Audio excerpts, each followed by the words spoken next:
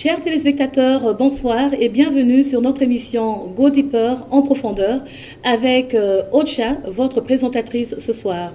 Vous êtes sur Ocha TV, notre chaîne où vous pouvez vous souscrire sur YouTube, Ocha TV, sur Facebook et aussi nous suivre sur Instagram et sur Twitter. Ce soir, comme d'habitude, nous avons une invitée qui va répondre à nos questions, des questions pertinentes. Et ces questions viennent de nos abonnés. Nous vous remercions d'ailleurs pour vos commentaires, pour vos partages et pour aimer et continuer à nous soutenir pour cette émission qui est là pour votre édification.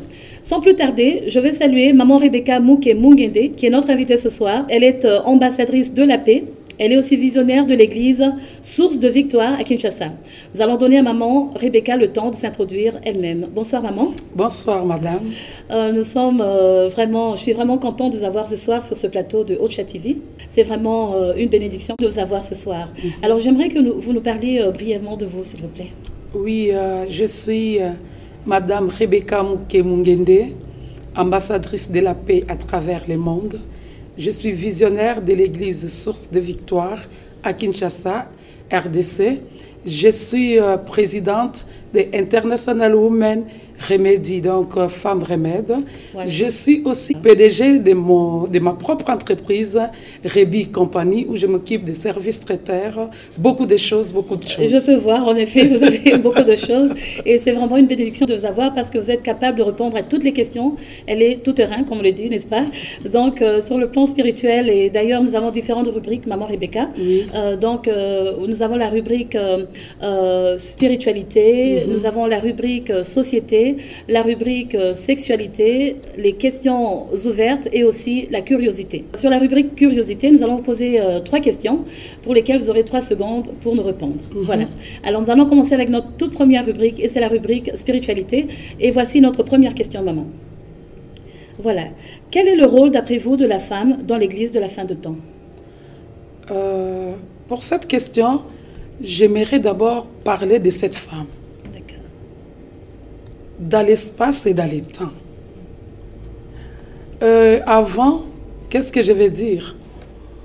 Dans l'Ancien Testament, la femme était vraiment considérée. Mais il y avait plusieurs perspectives qui donnaient la définition ou la façon d'être d'une femme. Il y a la perspective païenne ou le paganisme. Nous avons les Grecs qui considéraient la femme comme une punition. Ah oui. Pour les Grecs à l'époque, ils disaient il y avait une histoire.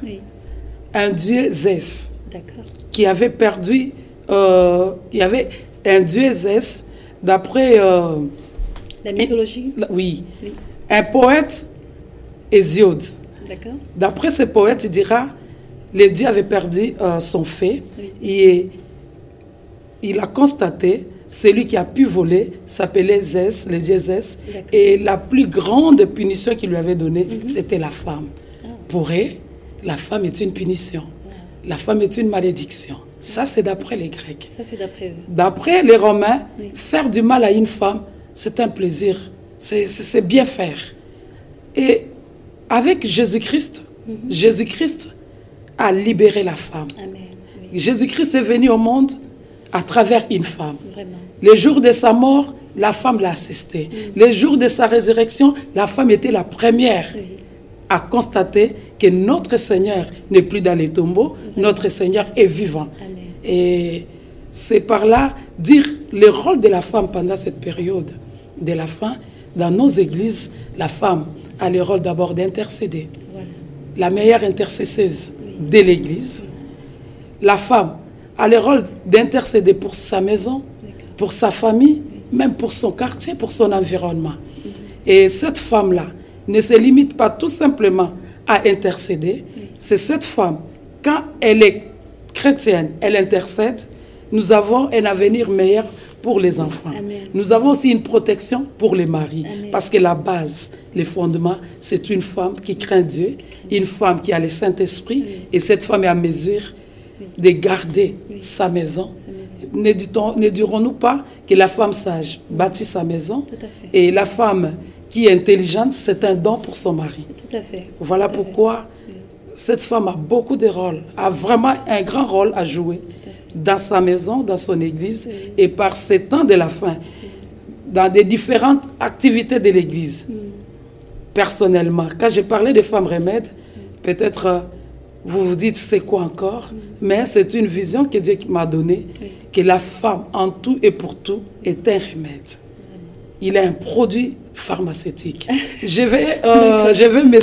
Médicaments pour, oui, non, je vais donner quelques exemples, un ou deux. Tout à fait. À la création, l'homme était seul. Oui. Il était presque muet. Il n'avait que des mots. Oui. Il n'avait rien à dire. Il n'avait pas de phrases.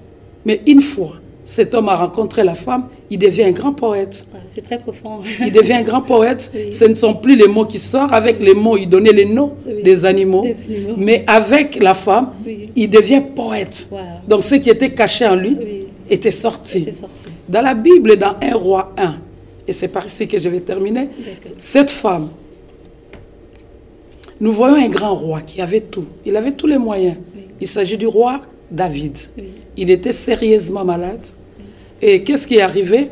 Un bon conseiller qui a compris qui est la femme, quel rôle que la femme peut jouer, dira non, si on laisse cet homme dans cet état, il risque de périr.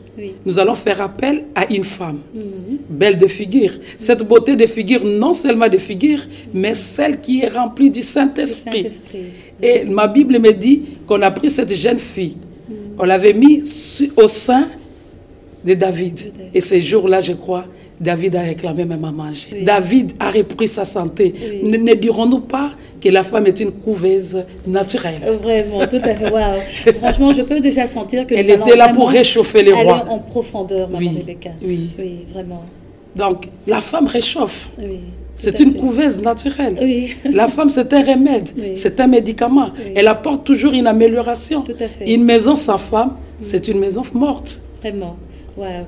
Vraiment, Maman Rebecca, c'est déjà la première question avec une réponse profonde que vous venez de donner. Nous allons passer à notre deuxième question parce que dans cette émission, nous avons l'opportunité d'aller en profondeur pour vous répondre à nos abonnés, n'est-ce pas, pour les questions que vous avez envoyées.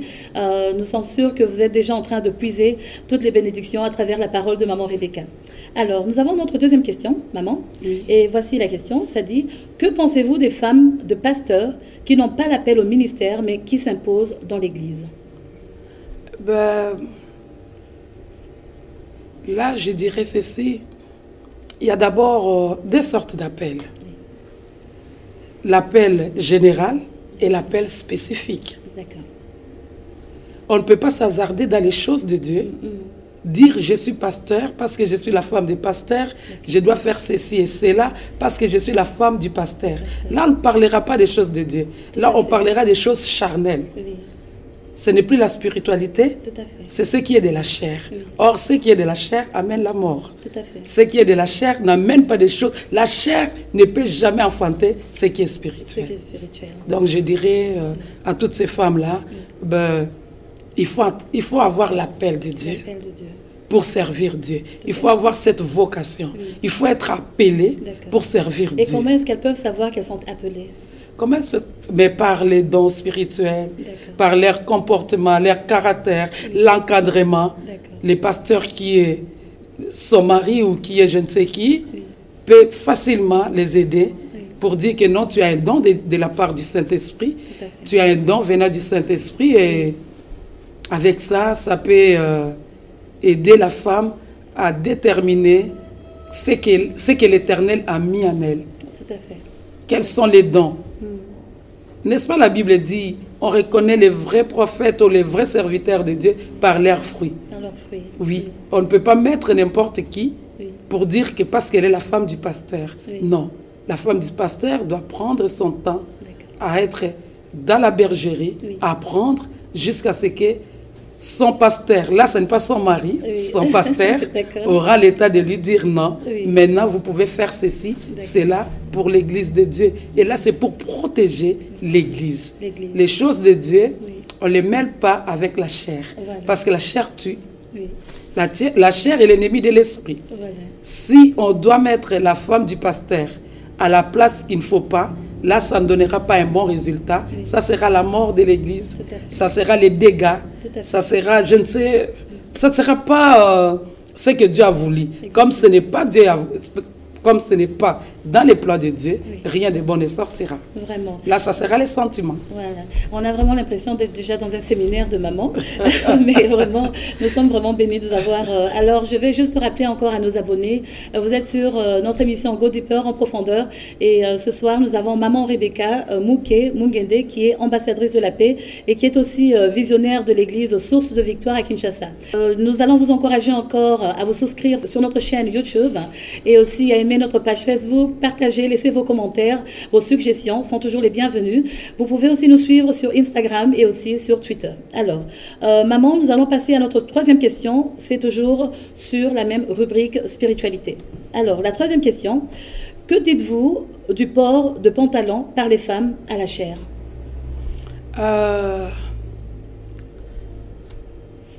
Pour cette question-là, qu'est-ce que je peux dire? Elle est tellement délicate, mais je vais essayer de répondre. D'accord. Je vais essayer de répondre. Prenons le cas, nous sommes à Cape Town pendant l'hiver. Oui. Il fait tellement froid. Froid. Et la femme qui met la robe ne sera pas à mesure de supporter cette robe. D'accord. Automatiquement, elle met son pantalon pour prêcher, pour se protéger. Moi, je crois que le problème, c'est plus d'avoir une tenue décente. Descente, oui. Avoir une tenue décente. D'accord. Et ceci peut permettre à la femme de se mettre du haut de sa chair pour prêcher. D'accord. Une deuxième réflexion, Oui. prenons le cas d'une femme prédicatrice en Europe, née avec son pantalon, grandie avec les pantalons, Oui. et lui demander que non, parce que tu es devant la chair, tu dois te mettre en pagne en jupe. D'accord. Je ne sais pas qu'est-ce que ça peut donner. Voilà. Les problèmes, Donc, oui. c'est d'abord la crainte de La l'Éternel. crainte de l'Éternel. Les problèmes, c'est le Saint-Esprit en moi. Voilà. Les problèmes, quand je porte les pantalons, ce n'est pas pour séduire, ce n'est pas pour quoi que ce soit, mais je le porte comme habit, qui est un habit décent pour plaire à mon Dieu. Et qu'est-ce que vous sous-entendez par s'habiller décemment, un pantalon décent? Donc, est-ce qu'il y a des spécifications à donner pour... parce qu'il y en a qui portent des collants, par exemple des jeans. Qu'est-ce que vous pensez de tout ça, en fait? Là, qu'est-ce que je peux dire?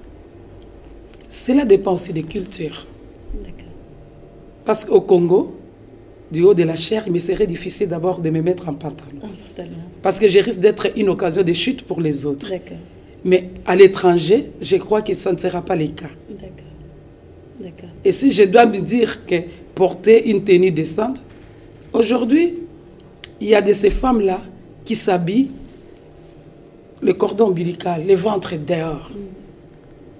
À Kinshasa, nous disons, elles sont en train de biper. Et moi, j'ajoute, Oui. ce qu'on a toujours mis comme échantillon, on n'achète jamais. On n'achète jamais. Wow. Ça, c'est très profond, vraiment. Donc, si vous vous présentez comme un échantillon... Vous présentez un échantillon Vous êtes quelque gratuit. part. Je donne l'exemple au Oui. Congo. Il y a la chikwang, vous enlevez toutes les feuilles. Oui. Vous présentez l'échantillon pour dire que vraiment c'est du bon chikwang. Oui. Jamais on achètera Wow. cette chikwang. Vraiment. Donc Nous une femme qui se respecte Oui. doit s'habiller décemment. Décemment. Et que ça soit une surprise pour l'homme Oui. qui va la découvrir pour la première fois. Waouh, ça c'est très profond, maman. Vraiment, nous sommes tellement édifiés ce soir. Et nous allons donc passer à notre prochaine rubrique. Voilà, donc c'est la rubrique société. Alors, la première question pour cette rubrique, maman Rebecca, c'est celle-ci. Que pensez-vous d'une femme? Alors, pensez-vous plutôt, alors ça dit ceci, pensez-vous qu'une femme doit impérativement faire des études afin de se faire respecter dans la société d'aujourd'hui? Je dirais oui et je dirais aussi non. D'accord. Le respect d'une femme ne dépend pas du tout seulement des études. Dans Proverbe, quelque part, on dirait que l'homme ou Salomon, c'était Salomon, Oui. qui dira, il faut écouter les conseils ou les enseignements de sa mère. D'accord. Et c'est cette mère avait étudié. Dans la femme, il y a des capacités innées. Oui. Voilà pourquoi la Bible dit, celui qui trouve une femme sage bâtit sa maison. Oui. Et ma Bible me dit aussi qu'une femme intelligente, c'est un don de la part de l'Éternel. Donc cette femme-là, qui n'a pas étudié, mais en elle, il y a des choses meilleures que nous appelons la sagesse, que nous appelons l'intelligence divine. Elle peut bel et bien éduquer ses enfants, elle peut bien et bien s'en sortir de la société, être aussi respectée. Mais les études aussi, les études n'est pas mauvaises, Oui. ne sont pas mauvaises plutôt. Étudier, c'est bon. Pourquoi? Oui. Parce que c'est pour votre propre épanouissement. D'accord. Pour votre propre épanouissement et même pour l'épanouissement de la société. Tout à fait. Vous voyez? Voilà pourquoi je peux répondre, respecter une femme qui n'a pas étudié, c'est bon. Et respecter aussi une femme qui a étudié, c'est encore meilleur parce que c'est pour son intérêt, c'est pour l'intérêt de sa société. Aujourd'hui, vous m'invitez. Si je n'avais pas la langue de Molière en moi, on n'allait pas faire cette émission. Tout à fait. Oui, tout à fait. Tout à fait. Donc, il y a aussi des avantages d'étudier. Et ces avantages ne profitent pas seulement à la personne, même à la société. Même à la société, voilà. Vraiment, c'est toujours en profondeur. Et nous allons passer à notre deuxième question. Nous sommes vraiment bénis encore une fois. Je suis sûre que vous pouvez laisser vos commentaires, partager cette vidéo au maximum. Suivez-nous sur Ocha TV, sur Facebook, sur YouTube, sur Instagram et aussi sur Twitter. Voilà. Alors, Maman Rebecca, nous passons à notre deuxième question. Et sur la rubrique Société, toujours. Et ça dit, que pensez-vous du concept de l'égalité de l'homme et de la femme? Là, je reviens à la Bible. D'accord. Je vais revenir à la Bible en tant que pasteur. Oui. L'égalité entre la femme ou l'homme et la femme, qu'est-ce que Dieu, pour Dieu, comment il a conçu les choses? Je dirais, personne ne peut connaître la fonctionnalité d'une machine s'il n'est pas le fabricant de la machine. Tout à fait. Celui qui connaît mieux la conception ou la fonctionnalité d'un appareil, c'est le fabricateur. Le fabricateur. Et nous, entre guillemets, si je peux dire fabricateur, notre créateur, c'est Dieu. C'est Dieu. Nous devons nous référer à Dieu. À Dieu. Qu'est-ce que Dieu a dit pour la femme dans la Bible? Bien que vous parlez de la société, mais Dieu est partout, même dans la société. Tout à fait, oui. Pour la femme, dès le commencement, l'homme est le chef de la maison. Et la femme, c'est une aide pour l'homme. Si on parle d'un chef, un chef, ce n'est pas celui qui gronde. Un chef, ce n'est pas celui qui vient seulement imposer. Un chef, c'est celui qui prend en charge comme il faut la responsabilité qu'on lui a donnée. Tout à fait. Donc, l'homme occupe la première place dans la société ou dans une maison. L'homme restera toujours homme, quelle que soit la société moderne, quel que soit ce que nous pouvons dire, et la femme à sa place où nous allons dire cette femme doit être totalement soumise. Je l'ai toujours dit dans des séminaires, dans des conférences, il y a une grande arme lourde, je peux dire même deux, que la femme doit avoir pour réussir dans sa vie en tant que femme. La soumission et le respect. Et le respect. Quel que soit tes titres, quelle que soit ta beauté, quelle que soit ton éloquence, si tu es dans un foyer, tu n'as pas la soumission, tu n'as pas le respect vis-à-vis de ton mari, tu es nul. Voilà pourquoi, aujourd'hui, je me dis, les chefs de la maison, c'est l'homme, et celle qui vient après l'homme, c'est la femme. Et pour la société moderne, je peux dire l'égalité, peut-être du point de vue séculaire, dans le travail. Oui. La femme peut avoir les mêmes emplois que l'homme, mais dans la vie des familles, la femme doit garder sa place de deuxième personne ou personnalité dans la famille. Et vous pensez que peut-être, lorsque nous parlons plus de l'égalité entre l'homme et la femme, ça dépend aussi de la culture? Oui, ça dépend de la culture, mais moi, je me réfère à la Bible. À la Bible. La Bible n'a pas de culture. Il n'y a qu'un seul créateur. Tout à fait. Il n'y a qu'une seule parole. D'accord. Merci encore, maman Rebecca. Nous allons passer à notre deuxième question pour cette rubrique société. S'il vous plaît, madame, j'aimerais que vous puissiez insister sur ces deux armes lourdes que la femme doit avoir dans son mariage, dans son foyer. Oui. Chers téléspectateurs, il y a deux grandes armes. Où que vous soyez, aux États-Unis, en France, partout, la femme doit toujours avoir ses armes, la soumission et le respect. Et là, vous aurez vous-même la paix. Et c'est là où vous allez voir que la parole de Dieu va s'accomplir. Celui qui trouve une femme, trouve le paradis, trouve le bonheur. Voilà, maman Rebecca a encore insisté, donc la soumission et le respect. Voilà. Nous allons passer à notre troisième rubrique, et c'est la rubrique sexualité. C'est une rubrique où il y a beaucoup de personnes qui ont beaucoup de questions, n'est-ce pas? Et cette plateforme leur permet de s'exprimer anonymement. Donc, elles envoient des questions et voilà, je suis sûre que maman Rebecca va encore aller en profondeur et répondre à nos questions. Maman Rebecca, notre première question est celle-ci. Que conseiller aux femmes qui sont mariées depuis longtemps et qui n'ont plus de désir sexuel envers leur mari? Doivent-elles se forcer et faire semblant de le faire quand même? Je crois sur le plan de la sexualité, j'ai même écrit. D'accord. J'ai écrit les mystères de la cuisse d'une femme, remède. J'ai presque tout dit. Si j'ai parlé du mystère de la cuisse d'une femme, je l'avais fait dans l'intention d'aider le couple en ce qui concerne la sexualité. Et là, vous trouverez aussi une femme qui n'a plus le goût du sexe. Et qu'est-ce que cette femme doit faire? Nous devons d'abord connaître les causes. Quelles sont les causes qui ont fait que cette femme ou ces femmes-là n'ont plus le désir sexuel? Peut-être ce sont des scènes des ménages, peut-être des querelles, peut-être les incompréhensions, peut-être la femme se sent mal aimée, peut-être la femme se sent mal aimée, se sent négligée, abandonnée par les maris, ou peut-être elle a affaire à un homme qui vient juste pour le sexe, et le reste, il n'y a pas de dialogue. Là, il faut chercher quelles sont les causes. Parmi tant d'autres, s'il s'avérait que les problèmes, c'est la femme qui se sent mal aimée, la première des solutions d'abord, c'est le dialogue.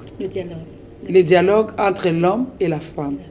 Les rapports sexuels, ce n'est pas question du tic au tact, ça se prépare. Ça se prépare. L'homme doit préparer sa femme, la femme aussi doit préparer son mari, afin que ça soit vraiment du boom ou du wow. Oui, parce que c'est une bénédiction de la part de Dieu. Tout à fait. C'est une bénédiction de la part de Dieu. Ne pas passer à cet acte, c'est un problème. La femme devient stressée, nerveuse, peut-être méchante aussi.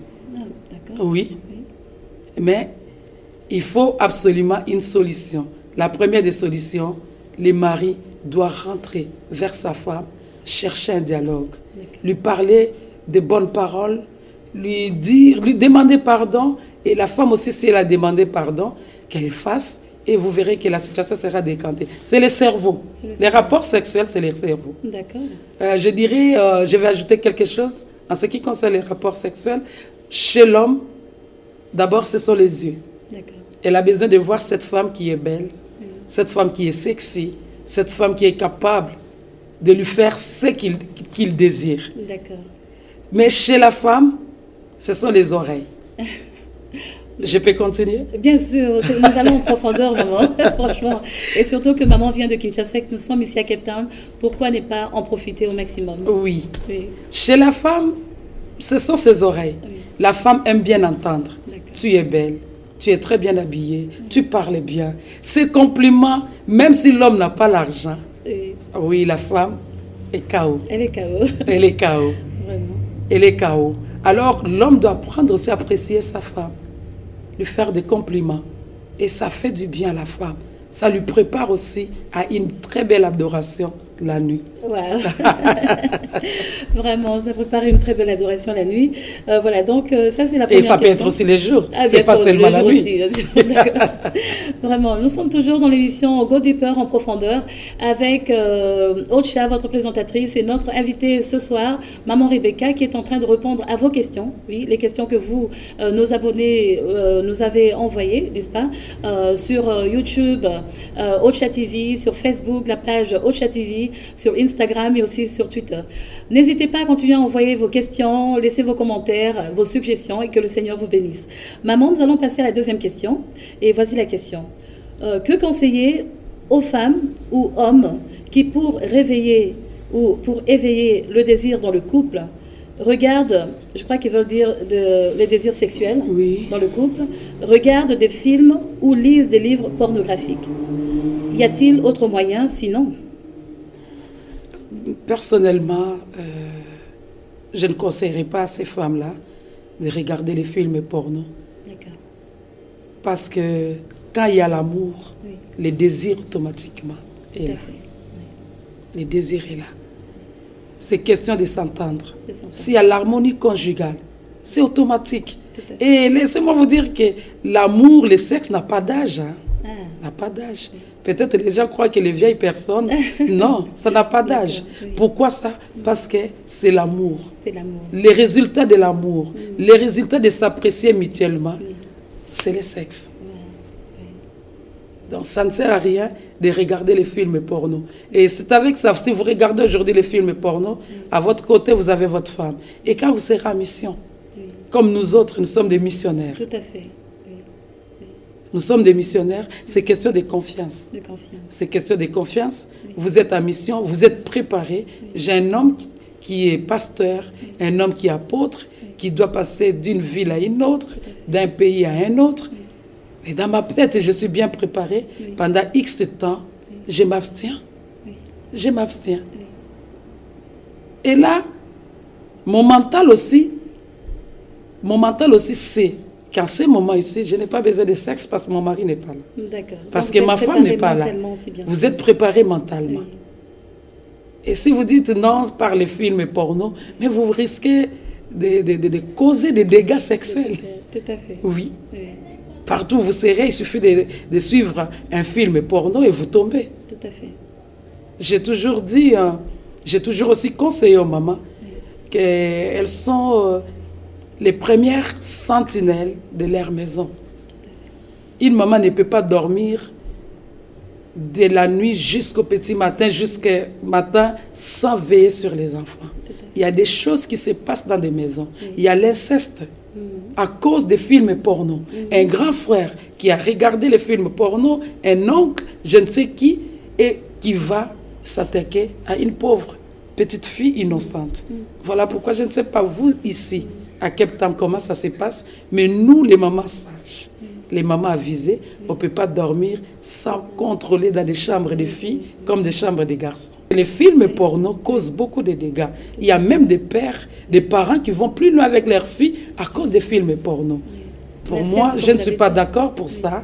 Si tu aimes ta femme et la femme fait de son mieux pour se rendre belle, être ce que tu veux, et vous serez toujours amoureux d'elle et vous tomberez toujours amoureux et vous passerez dans les rapports sexuels sans problème. Sans problème. Et la femme doit toujours attirer aussi son mari.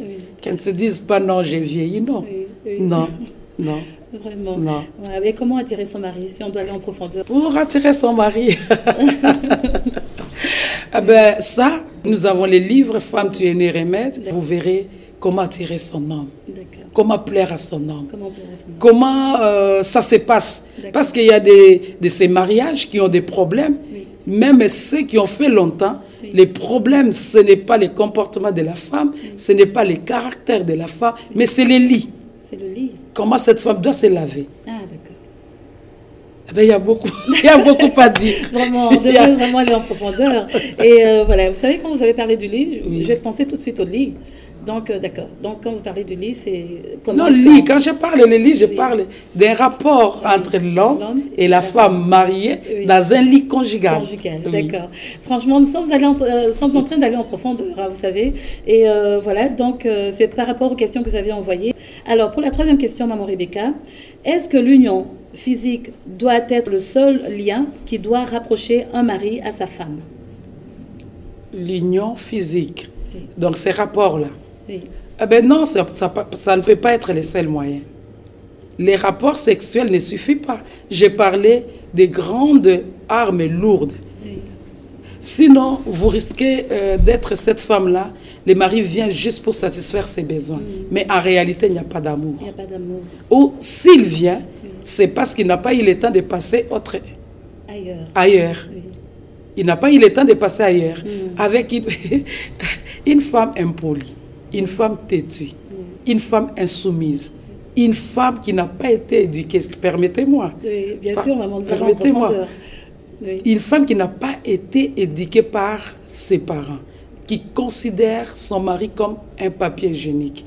Quelle que soit ta beauté, quel que soit ton rang social, quel que soit ce que tu es, dis-toi bien que pour l'homme, tu n'es pas tellement celle qui doit satisfaire ses besoins.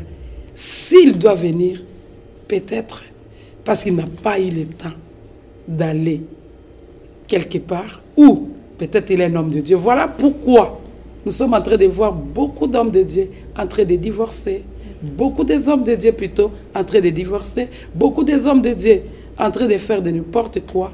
Là, je m'adresse au maman pasteur. Vous devez aussi jouer votre rôle. Avoir le foulard, ça suffit, ça ne suffit pas. Parler en langue, ça ne suffit pas. Vous devez faire de vos mieux pour attirer cet homme-là. Elle a aussi besoin de ce qu'on appelle l'amour. Oui, waouh. Vraiment, nous sommes vraiment en train d'aller en profondeur. Je me demande si je vais vraiment vous laisser partir. Voilà. Nous passons à notre quatrième question. C'est la dernière question sur cette rubrique. Et la question est celle-ci. Les moyens de contraception tels que les capotes ou préservatifs peuvent-ils être utilisés par des chrétiens dans le mariage pour éviter les grossesses multiples?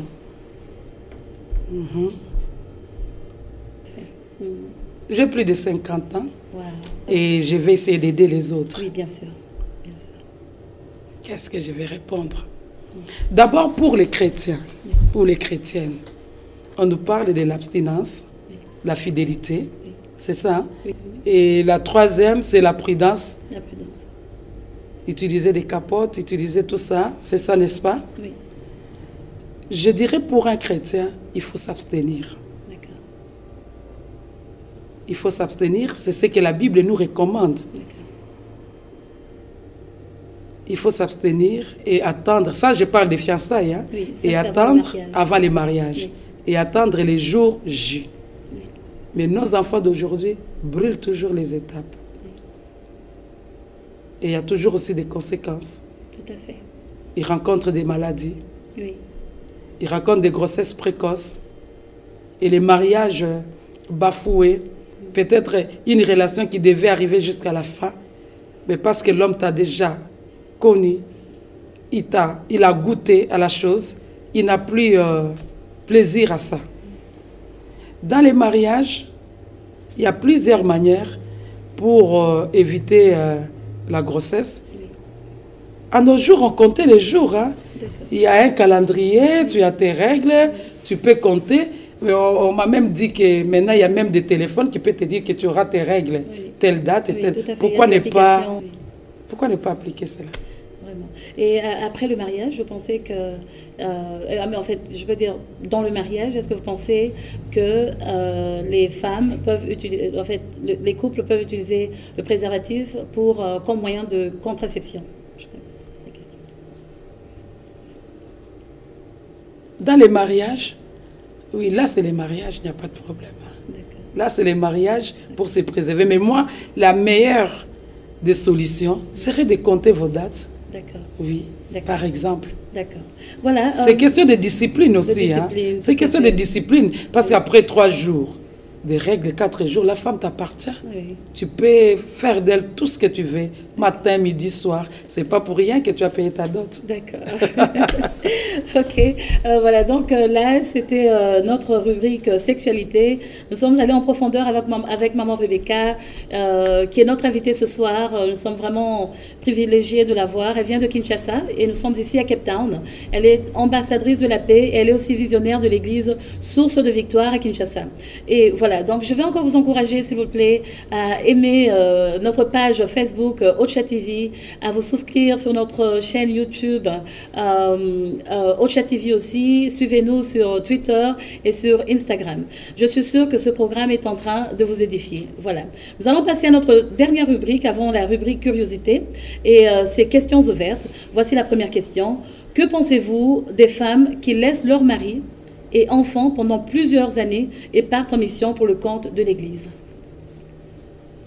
Mais je crois, pour cette question, j'ai déjà répondu d'une manière, je ne sais pas, j'ai frôlé la réponse. Oui. J'ai parlé de, prenons l'exemple des femmes missionnaires, des hommes missionnaires qui vont pour une cause noble, l'évangile. Pour l'évangile. Vous allez pour l'évangile, ce qui est une cause noble, ce qui est une raison noble pour notre Seigneur. Oui. Et là, vous n'allez pas dire non, je ne voyage pas parce que je dois m'atteler au sexe. Non. Oui. C'est question de préparer sa femme. Je me marie à un pasteur, je me marie à une femme de Dieu, un homme de Dieu. Et dans ces parcours, j'aurai le temps où il y aura des temps où mon mari sera absent, où ma femme sera absente. Ben, il m'arrive, vous remarquerez avec moi, je vous avais dit que je suis présidente des Femmes Remèdes. Oui. Dernièrement, nous avons eu une conférence, une grande conférence avec les femmes de la diaspora, États-Unis, Belgique, France, Canada, les femmes qui sont venues vraiment de partout. De partout. Oui. Ces femmes-là sont venues pour une conférence. Et je crois que c'est au mois de mai ou juin, nous allons encore nous déplacer. Avec cette vision, ça me permet de sillonner le monde, de montrer aux femmes qu'elle est réellement un remède. Elle est réellement un remède. Voilà. Mon mari ne peut pas m'empêcher, sachant que c'est pour l'édification des femmes, c'est pour aider le monde, c'est pour aider les peuples de Dieu, même pas les peuples de Dieu, les peuples. Voilà, tout à fait. Alors, faute de temps, et là, Rebecca, je ne vais pas dire que non, c'est question de confiance. C'est de confiance. Nous allons passer à notre dernière question, faute de temps. C'est très intéressant d'avoir Maman Rebecca sur ce plateau et je suis sûre que ce ne sera pas la dernière fois que nous ayons ici sur Go Deeper en profondeur. La dernière question, Maman Rebecca, quel conseil peut-on donner aux hommes ou femmes de Dieu qui divulguent les confessions des croyants? N'est-ce pas mieux finalement de se confier directement et uniquement à Jésus qui ne peut être que le seul confident? Là, je me retrouve aussi dans ma peau.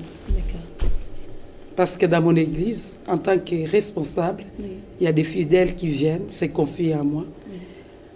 Dans la déontologie des hommes de Dieu, en réalité, ils ne peuvent pas divulguer les secrets de quelqu'un. Non.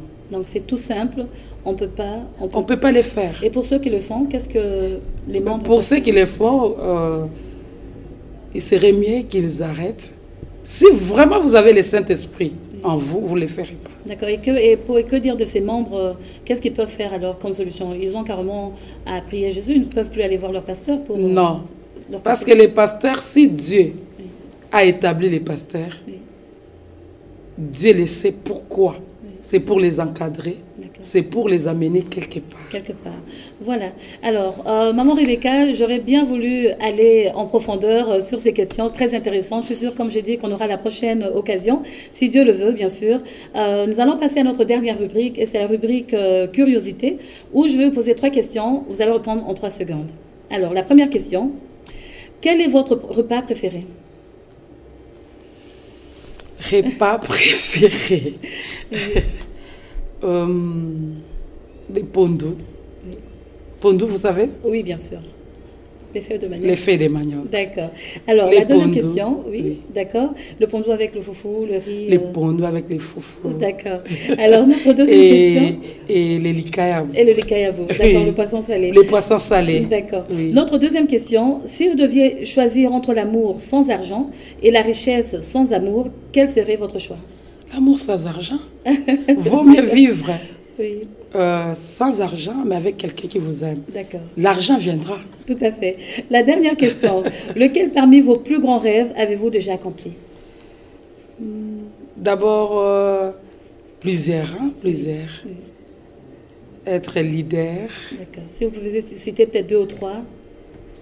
Être ambassadrice de la paix à travers le monde. Voilà, déjà, c'est déjà, Déjà, c'est un rêve. Voilà. Oui. Oui, Être tout à aussi fait. homme de Dieu. Oui, oui. C'est un grand rêve. C'est un grand rêve. C'est un grand rêve. Voilà. Alors, je vous remercie. Je remercie encore une fois Maman Rebecca. C'était vraiment un plaisir de vous avoir sur ce plateau de Ocha TV pour notre émission Go Deeper en profondeur. Et à tous nos abonnés, nous vous disons encore merci une fois de plus pour partager, vous souscrire et nous suivre. Et voilà. Alors, j'aimerais faire passer mes remerciements à mon mari, le pasteur Charles Caleb Kalombo, qui est d'un grand soutien pour le maintien de cette émission, et aussi à la famille Bachelet qui m'encourage, n'est-ce pas, et aussi à tous nos abonnés, que le Seigneur vous bénisse. J'aimerais aussi passer des remerciements spéciaux au pasteur Marcel Mbouyamba, au frère Jean-Luc, bien sûr, qui sont aussi d'un grand support pour cette émission Go Deeper en profondeur. Alors, Maman Rebecca, je vais vous donner la parole juste pour clôturer. Qu'est-ce que vous dites à nos abonnés? Oui, à nos abonnés, qu'est-ce que je peux dire? Suivez cette émission, ça vous fera du bien. Oui. Ça, à nos abonnés et à mon très cher époux, que j'aime bien, c'est lui qui fait battre mon cœur, malgré mon âge. Oui. Des gros bisous à ma famille et à ma proche collaboratrice, ma petite sœur, qui est diaconesse dans mon église, D'accord. Madame Micheline Maboukou, Oui. et mon fils, Jean-Luc Ntsadissa, à toute la grande famille, Big Family Mungende. Oui. Des gros bisous, que mon Dieu vous soit favorable. Merci. Amen. Voilà, c'est sur cette note que je vous dis encore merci beaucoup et merci encore pour votre fidélité sur notre chaîne Ocha TV. Que Dieu vous bénisse et au revoir.